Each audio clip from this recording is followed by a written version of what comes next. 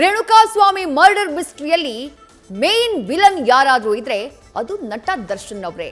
ಈ ಕಥೆಯನ್ನ ನಿರ್ದೇಶನ ಮಾಡಿದವರು ಅವರೇ, ಇದನ್ನ ನಿರ್ಮಾಣ ಮಾಡಿದವರು ಅವರೇ. ಆರೋಪಿ ದರ್ಶನ್ ವಿರುದ್ಧ ಹೇಳಿಕೆಯನ್ನ ಕೊಟ್ಟಿದ್ದಾರೆ. ಸರೆಂಡರ್ ಆದಂತಹ ಆರೋಪಿಗಳು ಅವರು ಕೊಟ್ಟಂತಹ ಹೇಳಿಕೆ ಅಚ್ಚರಿಗೆ ಕಾರಣವಾಗ್ತಾ ಇದೆ. ದರ್ಶನ್ ಮಾರಕ ಏಟಿನಿಂದಾನೇ ಮೃತಪಟ್ಟ ಹಾಗಾದ್ರೆ ರೇಣುಕಾಸ್ವಾಮಿ ಆರೋಪಿಗಳ ಹೇಳಿಕೆಯಲ್ಲಿ ದರ್ಶನ್ನ ಕ್ರೌರ್ಯ, ಕ್ರೂರತೆ, ಪೈಶಾಚಿಕತೆ ಬಯಲಾಗಿದೆ.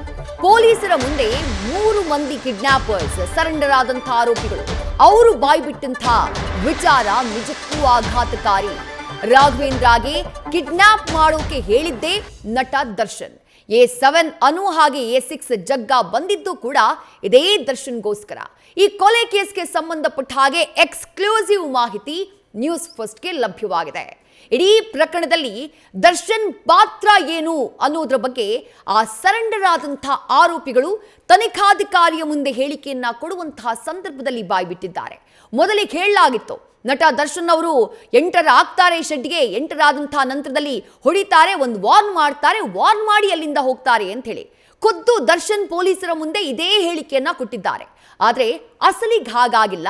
ಶೆಡ್ನ ಒಳಭಾಗಕ್ಕೆ ದರ್ಶನ್ ಎಂಟ್ರಿ ಆದಂತಹ ನಂತರದಲ್ಲಿ ನಡೆದಿದ್ದು ಅಕ್ಷರಶಃ ಪೈಶಾಚಿಕ ಕೃತ್ಯ ಅನ್ನೋದನ್ನ ಖುದ್ದು ಆರೋಪಿಗಳು ತಮ್ಮ ಹೇಳಿಕೆಯಲ್ಲಿ ಉಲ್ಲೇಖ ಮಾಡಿದ್ದಾರೆ. ನ್ಯೂಸ್ ಫಸ್ಟ್ ನಿರ್ಭೀತಿಯಿಂದ ನಿಮ್ಮ ಪರವಾಗಿ.